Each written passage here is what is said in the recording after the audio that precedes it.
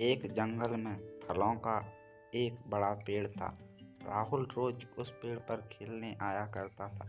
वह कभी पेड़ की डाली से लटकता, कभी फल तोड़ता, कभी उछल कूद करता था।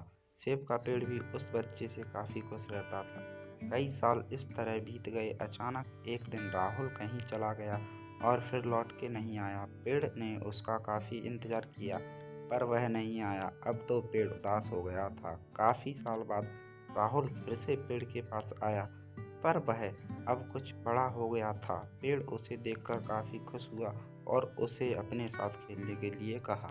पर राहुल उदास होते हुए बोला कि अब वह बड़ा हो गया है, अब वह उसके साथ नहीं खेल सकता। बच्चा बोला कि अब मुझे खिलौने से खेलना अच्छा लगता है पर मेरे पास पैसे खरीदने के लिए नहीं है। पेड़ बोला, उदास ना हो, तुम मेरे फल तोड़ लो और उन्हें बेचकर खिलौने खरीद लो। बच्चा खुशी खुशी फल तोड़ के ले गया लेकिन वह फिर बहुत दिनों तक वापस नहीं आया। पेड़ बहुत दुखी हुआ। अचानक बहुत दिनों बाद राहुल, जो अब जवान हो गया था, वापस आया। पेड़ बहुत खुश हुआ और उसे अपने साथ खेलने के लिए कहा पर लड़के ने कहा कि वह पेड़ के साथ नहीं खेल सकता।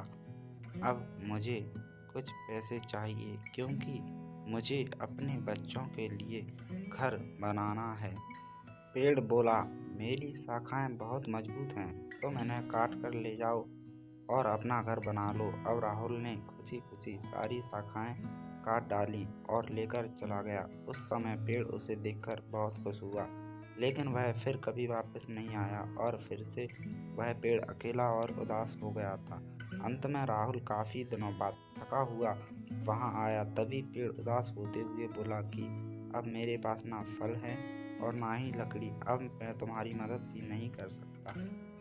बूढ़ा बोला कि अब उसे कोई सहायता नहीं चाहिए, बस एक जगह चाहिए जहां वह बाकी जिंदगी आराम से गुजार सके।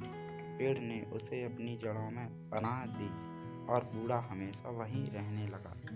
तो दोस्तों, इसी पेड़ की तरह हमारे माता पिता भी होते हैं। हम भी हमारे माता पिता का ज़रूरत के अनुसार उपयोग करते हैं। जब हम छोटे होते हैं तो उनका साथ खेलकर बड़े होते हैं और बड़े होकर उन्हें छोड़कर चले जाते हैं और तभी वापस आते हैं जब हमें कोई ज़रूरत होती है। धीरे धीरे ऐसे ही जीवन बीत जाता है। हमें पेड़ रूपी माता पिता की सेवा करनी चाहिए, ना कि सिर्फ उनसे फ़ायदा लेना चाहिए। तो दोस्तों, कैसी लगी आपको हमारी कहानी? मिलते हैं किसी और कहानी में। धन्यवाद दोस्तों।